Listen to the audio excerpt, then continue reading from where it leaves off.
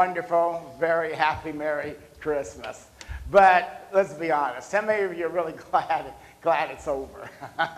Yeah, it's wonderful. I mean, I love Christmas, favorite time of the year, but boy, time it's over, you just kind of crash, don't you? I know I do. In fact, Sammy showed me a picture on Facebook of a couple. I said, man, I can relate. I don't know who it is, but we hit the lights. Maybe you can tell. Oh, yeah.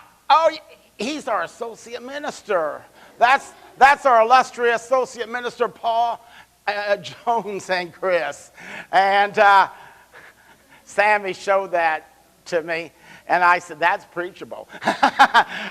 So I took that picture, and I sent it to Paul yesterday. And I said, I want to open with this picture on my PowerPoint. And he called me up.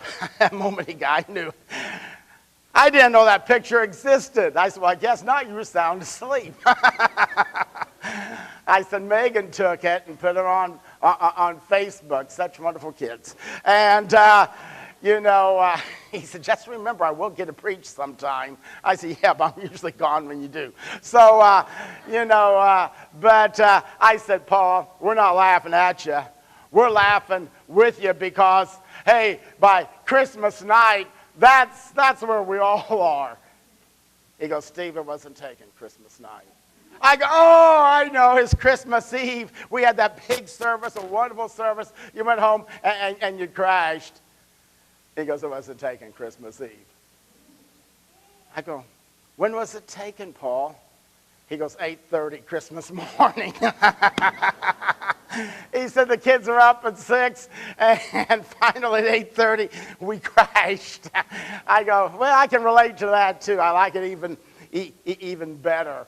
So you're probably wondering, as we wrap up the year, we look 260. Wow.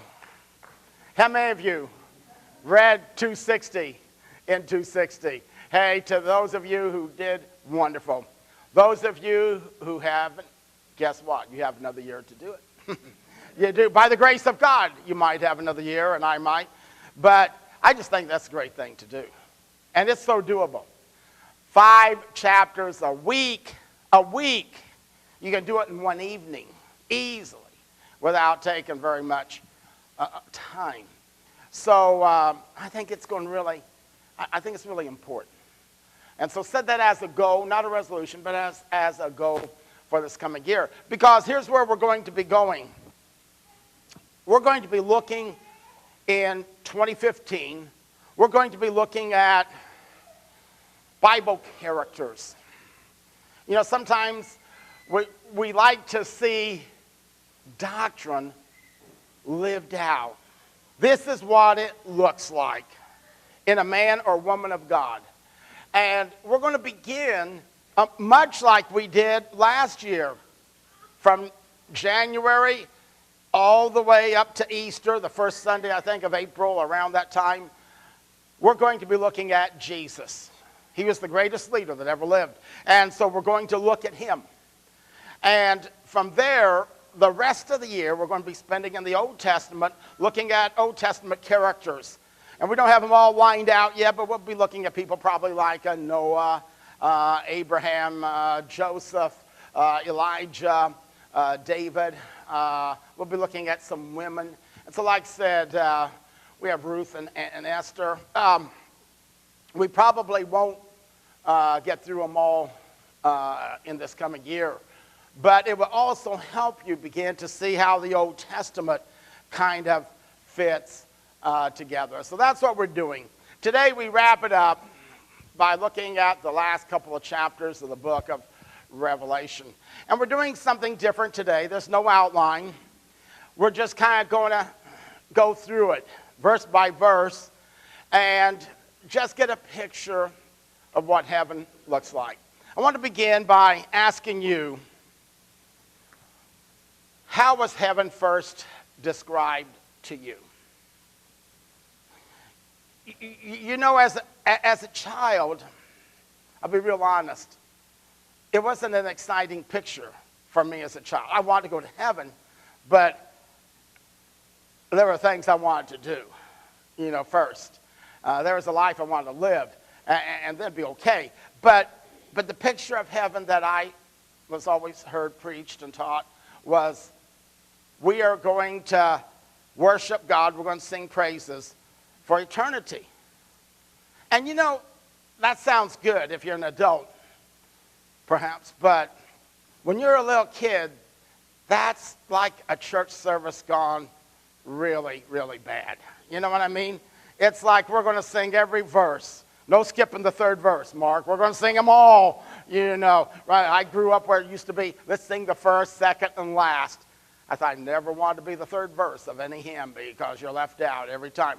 Well, we're going to sing every verse of every hymn. We're going to sing the whole hymnal. When you get through, you're just going to go through and do it again. This was like a really, really long church service. Well, hopefully today, as we look at Revelation chapter 21, 22, we'll see a little bit more exciting picture that hopefully will make you and I a little bit more homesick for heaven. And that truly, truly is our home. Here we go. Revelation chapter 21. John writes, "Then I saw a new heaven and a new earth, for the first heaven and the first earth had passed away." So, we understand that to be consistent with what the Bible teaches elsewhere, that this earth is going to be destroyed. That's going to be destroyed by fire. This is in keeping with what 2 Peter chapter 3 describes about the heavens of the earth disappearing with a roar, with a great ball of fire, perhaps. So this present world as we see it and know it, it is going to be gone. But here's what I really like. There's going to be a new heaven and a new earth. Another picture I had of heaven growing up that I just don't think is really accurate, the more I look and see and understand, is I was taught everything is just going to be spirit. It's not going to have about you. I felt like I'm going to be like Casper the ghost, just floating around. You ever feel that way? You know. This is a very real physical place. When I looked at the words, it says it's going to be a new heaven and a new earth. And there are some images that are used here that why use them if there's not going to be something that relates to a river and a tree of life and a city and streets and gates. And, I know Revelation is a book of images and pictures. But is it just taking all that just to paint something that just doesn't exist, that just kind of floats around and says, there's God, you can't see him. There's so-and-so, but you can't see him, don't know. I don't think that is accurate at all. So, this first heaven and first earth is going to pass away. And it says there's no longer any sea. Now in Revelation, remember the sea is where the beast came up out of. Kind of represents the bed of evil, the source of evil. And coming up out of the sea, out of the darkness of the waters and what lurks beneath them perhaps. But more importantly, in history, we find that sea is a separation. It separates continents and some countries. And it just becomes a great natural separation. I think he's saying there's no longer any separation in heaven. No more division. You have complete unity. I saw the holy city. Now, this doesn't excite me. Picture of a city. I think of cities, I think of Chicago. And when Beth was living in Chicago, went up there to see her a few times and drove up there. And I just pray heaven doesn't look anything like Chicago. It's just not real attractive or appealing to me. I like the wide open spaces. I like Show Creek. Once you've seen Show Creek, why would you ever want to live in a city? But I saw the holy city. What makes this city attractive is it's holy. No crime. You don't lock your doors at night. Everybody that talks to you tells you the truth. Everybody is kind. They have no hidden motives or agenda. Nobody's trying to rip you off or get you to pay too much or more than something is actually worth. So it's a holy city. And it's simply, I think, used as a picture of a city because it's a community of believers here. These are the Christians, the believers, those saved by grace through faith. The New Jerusalem, coming down out of heaven from God.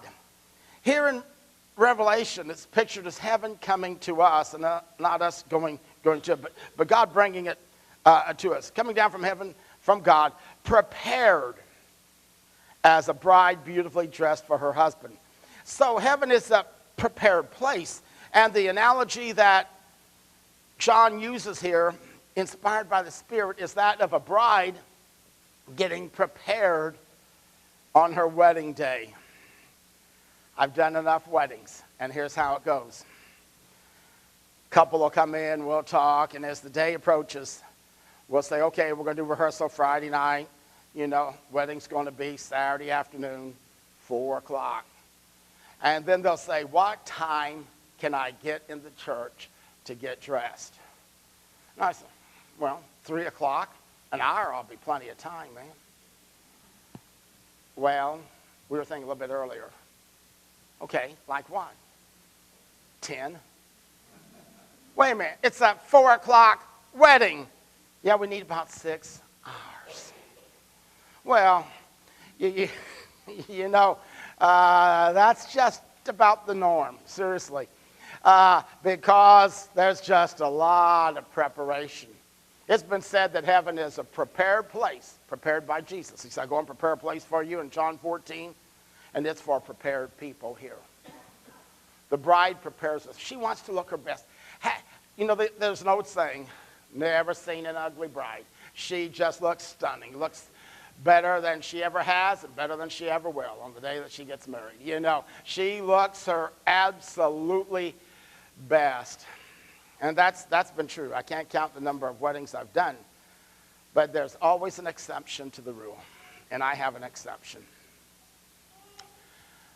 I don't even remember her name. It wasn't from this town, so everybody can breathe easy. Saying, is he going to use me? No, I wouldn't do that. But years ago, Art Romer was at Gillespie, just got there, and he called me up. He said, Steve, this young couple wants to get married, and he said, I already have a vacation booked. He says, Ellie Mae and I are going on vacation, and he said, yet they really want that date. And he said, would you do the wedding for me? I'll do all the counseling and everything. I said, sure.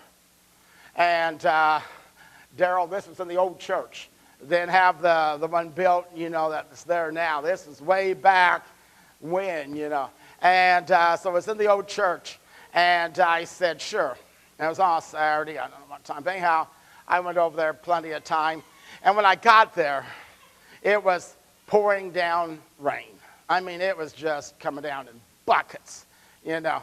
And I got parked, got inside, and everybody got, you know, waiting for the bride. Then we found out what had happened.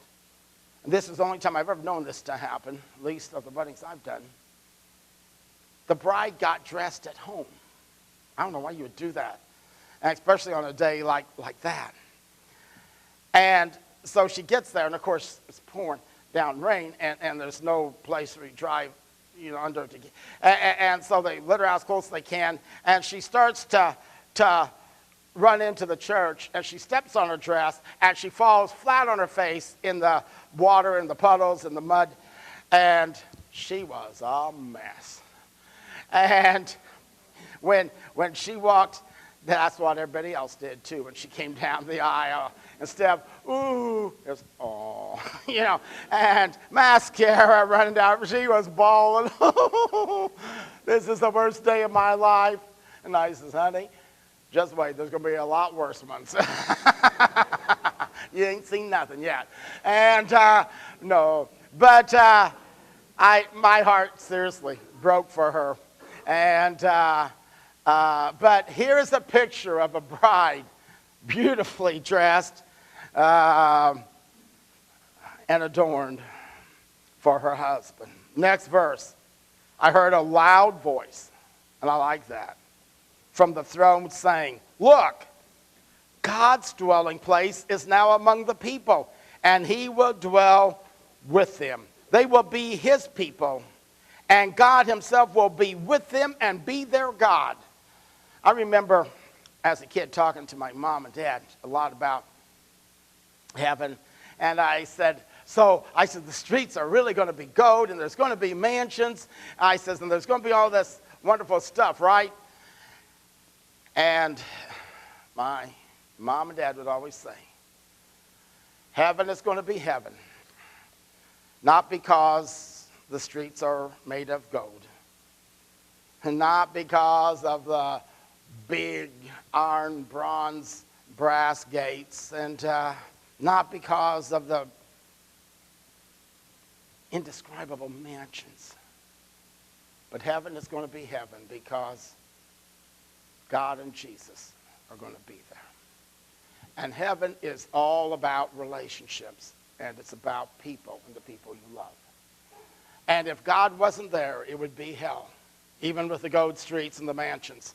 And I'm thankful that my mom and dad taught me that, because I think that was right on. And that's how it is. First thing it really does is it begins to describe it before it ever talks about the streets of gold is God.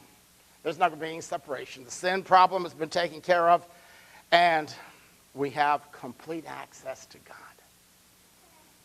He's going to take time to sit down with you and I, like over a cup of coffee or hot tea, and just say, shoot, ask me all the questions you ever wanted to ask me.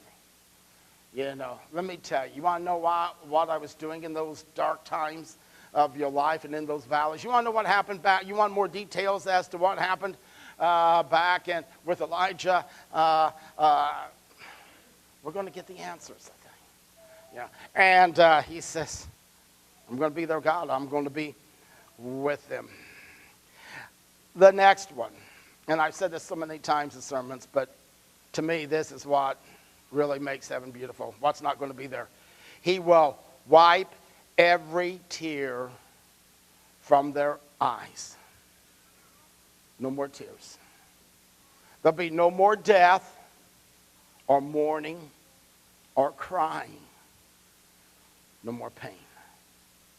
For the old order of things has passed away. Well, you take that out, that kind of would describe a good year. What if somebody told you in 2015, you're never going to cry? You're not going to have a broken heart. You're never going to grieve. You're not going to have any pain. It's going to be a really good year. Verse 5. He who was seated on the throne said, I am making everything new. Then he said, write this down, for these words are trustworthy and true. Now that occurs many times here in the last couple chapters. The words are trustworthy and true. You can count it. This is the absolute truth. I'm making everything new. Now, here we come to the end of one year, the beginning of a new year, and we get excited about a new year. Our media team that we just launched this month did a Christmas DVD to help promote the church. And that has one for the new year. We're going to play it at this time, and when it's done playing, Jim's going to come up here, and he's going to share how we can use this as a great tool to share the good news of Jesus Christ and what he's doing here in this church.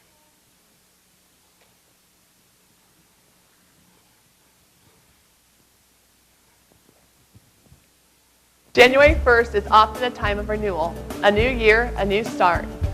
A time many of us make promises to ourselves to start or stop something that we believe will give us a better or more fulfilling life. Some common ones are to lose weight, quit smoking, or staying fit. Here are some that are not as common.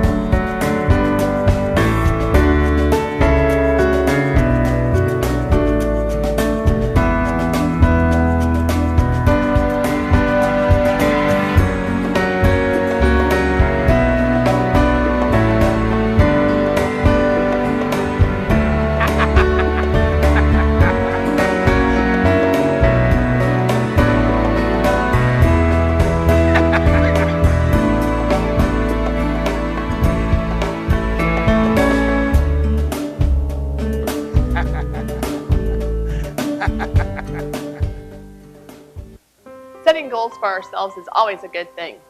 The Bible does not speak for or against the concept of New Year's resolutions. As Christians, what kind of resolutions should we make? Some might say to attend church more regularly, pray more, or to read the Bible every day. This is a good place to start, but God's Word has always made it clear which choice we should make.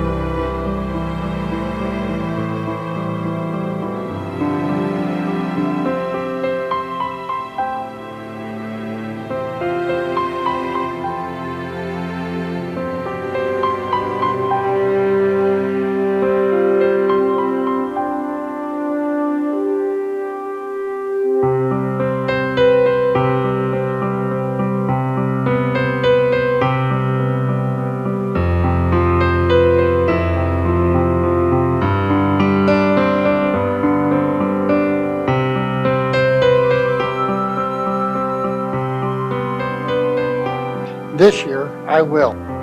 This year, I will. This year, I will. This year, I will. This year, I will.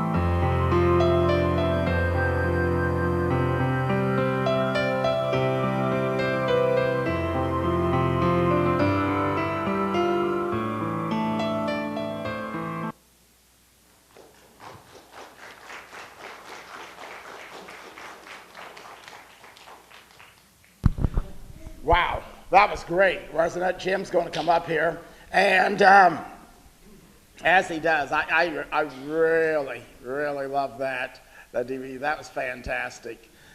Gary, see me after church. I can help you with that tie. Maybe.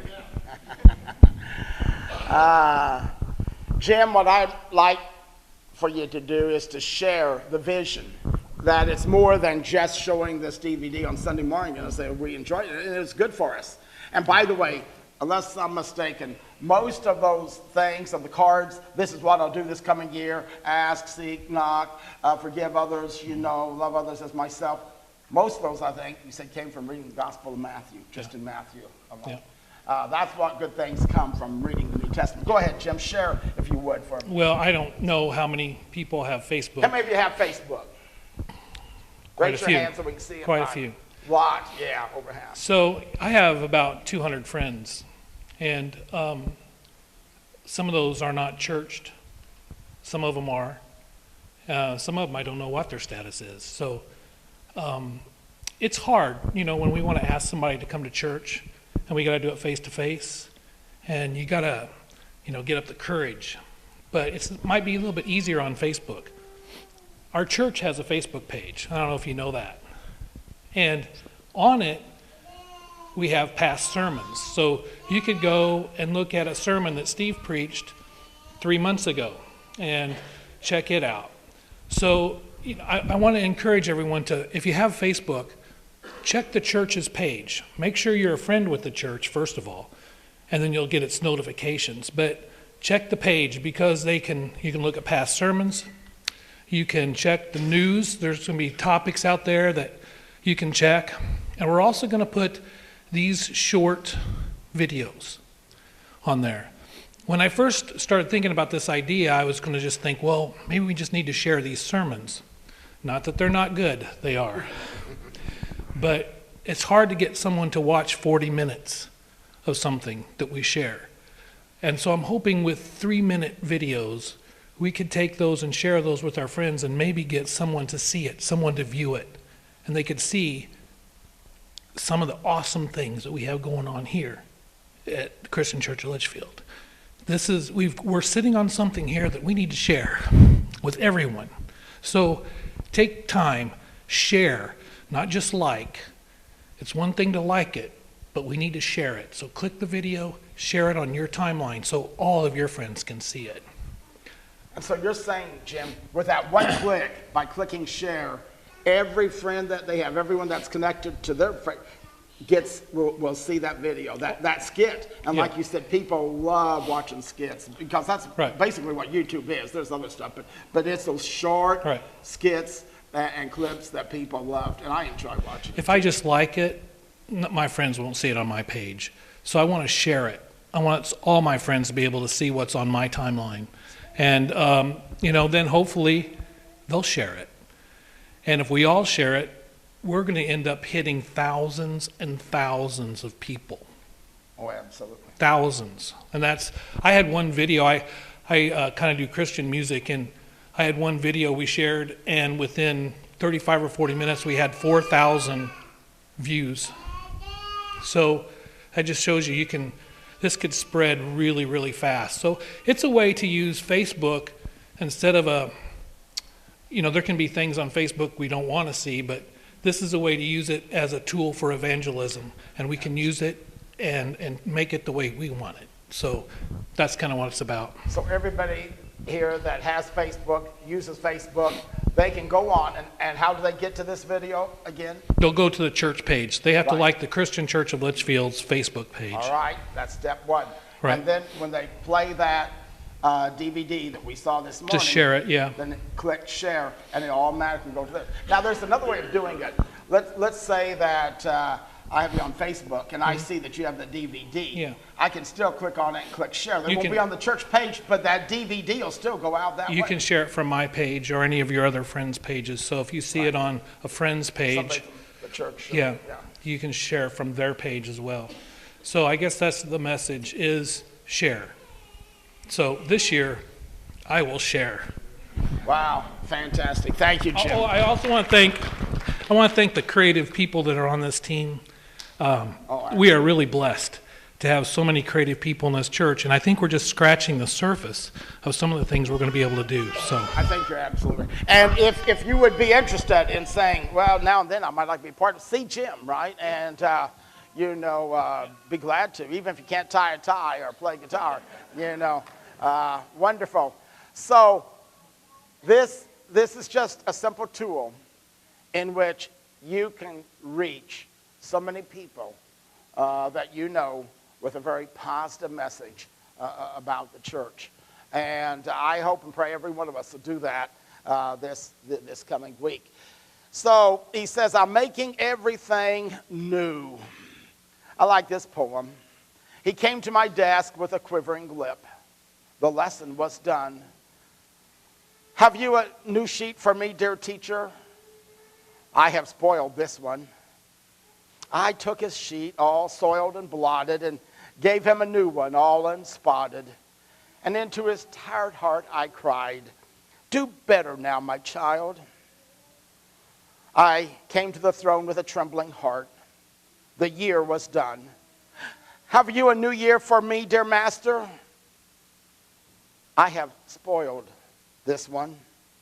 He took my year, all soiled and blotted, and gave me a new one, all unspotted.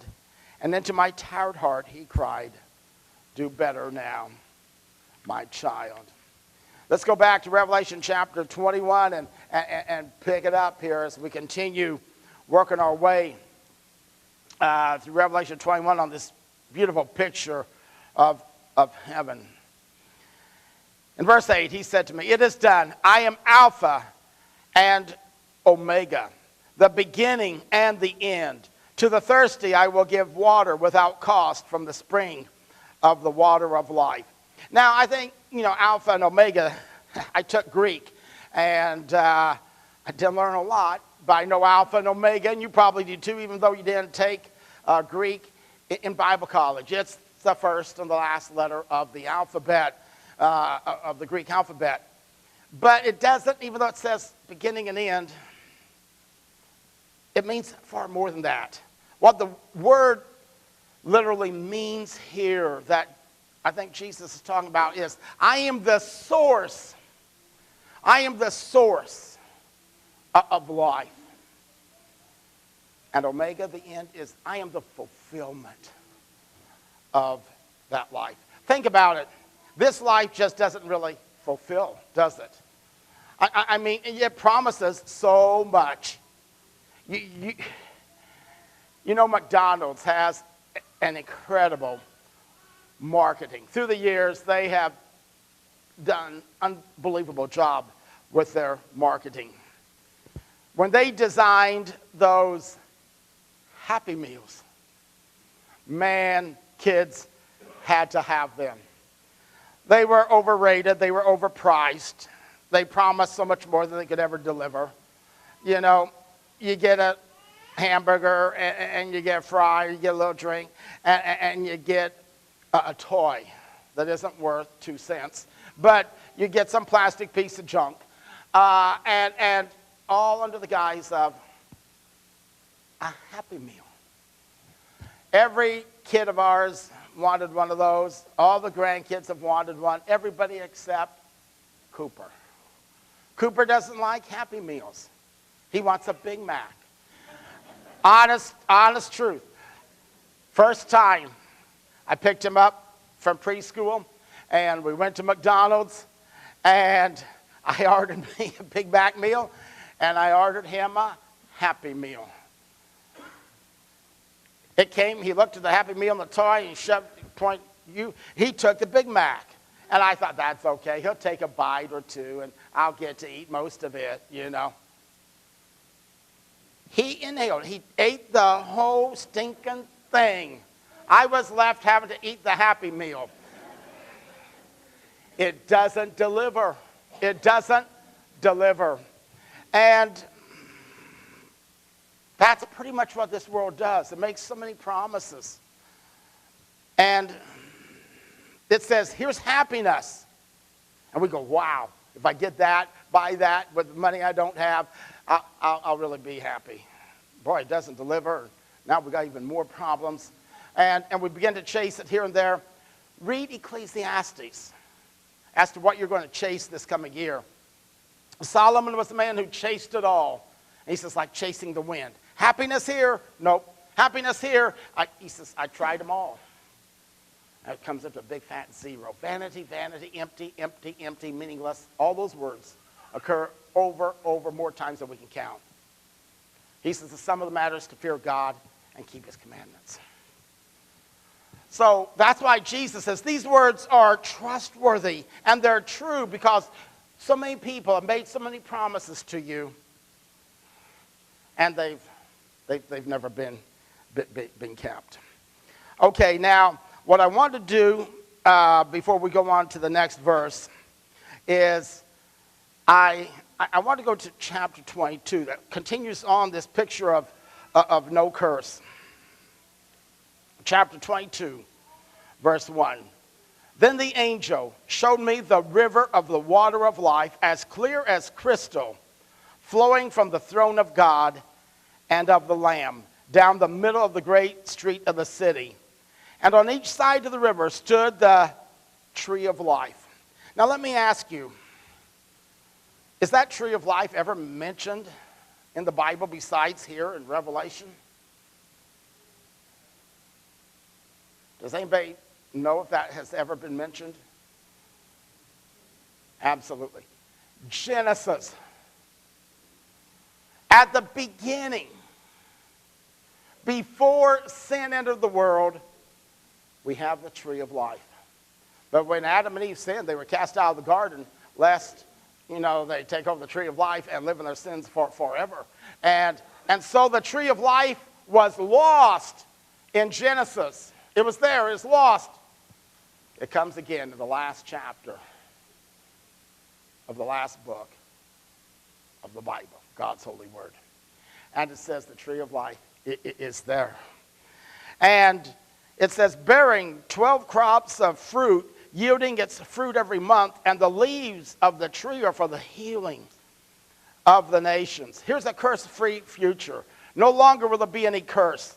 The throne of God and of the Lamb will be in the city, and his servants will serve him. They'll see his face. His names will be on their foreheads. There'll be no more night. They'll not need the light of a lamp or the light of the sun, for the Lord God will give them light, and they will reign forever and ever. Now, Matt Proctor, the North American, wrote a devotional on this, and he has here, I think if I get the right page, he says an article that he copied, I think, from Mike Yaconelli, and he said, what sin has done is, we think it's the natural progression. You get old, you fail, your mind fails, your body fails, and after a lot of suffering, you die.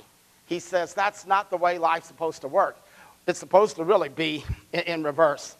And so here's what he writes. He says, this life cycle is all backwards. You should die first. Get that out of the way. Then you spend 10 or 20 years in a nursing home where you wake up feeling better each day. Then after 10, 15, 20 years, you get kicked out because you're now too young. So you go out and you collect your pension and you get a gold watch on your first day of work. You work 40 years until you're young enough to retire and enjoy your retirement. You go to college, have a great time with your friends until you're ready for high school. You go to grade school and you become a little kid and you play. You have no responsibilities. You become a little baby. You go back to the womb and you spend your last 9 months floating peacefully, and you finish up as a gleam in somebody's eye. You say, man, that's just all backwards. Well, that's the way it really should work, and that's the way that it should really be. Now, a couple other quick things, then we're going to wrap it up. Heaven is a powerful attraction. Here's what he says in verse 7, chapter 22. Look, I am coming soon. Blessed is the one who keeps the words of the prophecy written in the scroll. And then on down to verse 12. Look, I am coming soon. My reward is with me, and I'll give to each person according to what they have done. So, you see, heaven, for people who were really hurting and suffering, it was a powerful incentive and motivation for them to hang in there. Here's what he writes. He says, we live in a world that no longer believes in a transcendent reality, and even in the church.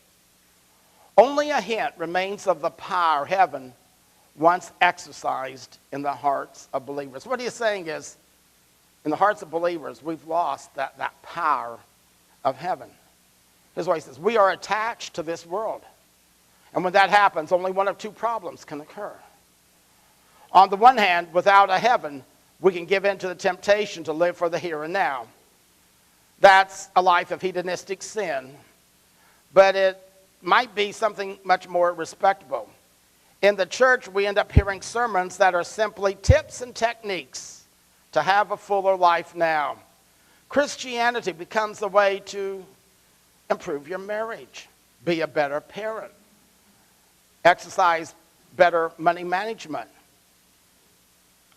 practice healthier habits. We hear very little about judgment, eternity, and the gravity of our souls and the urgencies of evangelism. Only heaven can prevent theology from becoming. On the other hand, without heaven, we might just give in to the hopelessness. Over the last decade, suicide among middle-aged Americans has risen over 30%. That's huge. Forsyth said, if within us we find nothing over us, we will succumb to what is all around us. If the trials of life lack any redemptive denouncement, a fancy theological term for a good ending to the story, why do we even try to endure? Now, what John does in these closing two chapters is he gives us a beautiful picture of heaven, of a curse-free future. But he also gives to us a warning. Let's go back to chapter 21. I told you I was going to come back to it. I think it's around verse 8. Here he's just pictured a beautiful, curse-free future. And then he says, the people that will not enter heaven, but the cowardly, the unbelieving, the vile, the murderers, the sexually immoral, those who practice magic arts, the idolaters, and all liars, will be consigned to the fiery lake of burning sulfur. This is the second death. What a contrast. What was the first category mentioned? The what? I can't hear you. The cowardly. Boy, that's not one we will have listed as first, would we? But that's what it mentions. Because the Christians were going through tough times, it doesn't say play it safe. You know, you just got to take care of yourself. It says this is a time for courage and boldness, for you to step it up and to leave it all on the field before your life is over. Shaun White in the Olympics has won more gold medals in the half pipe than anybody, and he's just been incredible. And back in 2010 in the Olympics, what it was, make it real simple, was you did 2 runs, and top scorer, of course, wins. His score in the first run was so high, he won the gold medal. He didn't even have to do the second medal. All the others did 2 runs. None of them could even come near his first run. He won the gold medal. It was over. You know what Shaun White did? He did the second run. And it topped his first run with the highest score ever. Enjoy this clip.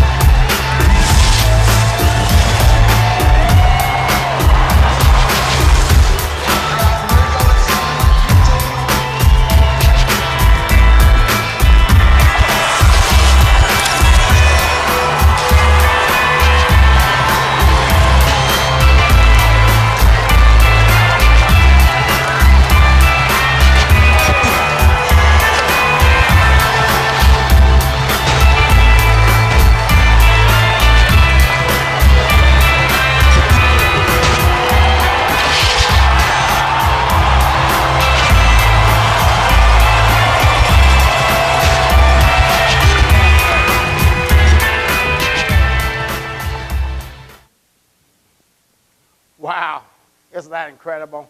But I don't know what all the hoopla is about.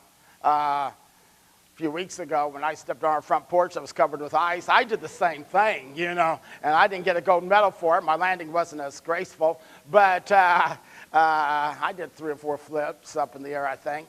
But isn't that incredible? He'd already won gold, and he says, I'm going to give it the second run, and I'm going to top the first. Why would you do that? Because of the confidence. He had already won. He was victorious. And he wanted to do his best. He wanted to put it all out there. This tomahawk move they called, he hadn't done yet. And he saved it for the second run. And he wanted to do it. And he did it. And he executed it. Unbelievable. You go for it when you know you've got it and it's yours. God is saying heaven is yours. It's far more glorious than you've ever imagined. Now let's go out there, as Jim has challenged us. Let's get excited and begin to share this message. You say, well, I'm not good on speaking up and sharing. Folks, this is a time for the church to step up and say, I will be bold and I'll be courageous. I'm going to speak up because everything is at stake. And if you really care about the people and you're worried about what they may think, if you do speak up and invite them, then you really don't care much about them. I'm going to be real frank with you. Because without that invitation, without that share, they may well spend an eternity in hell. If you get a picture of hell, or if you get a picture of heaven, either one, I don't know how God's people can just sit back. You know, we're going to say, well, you know, I don't know.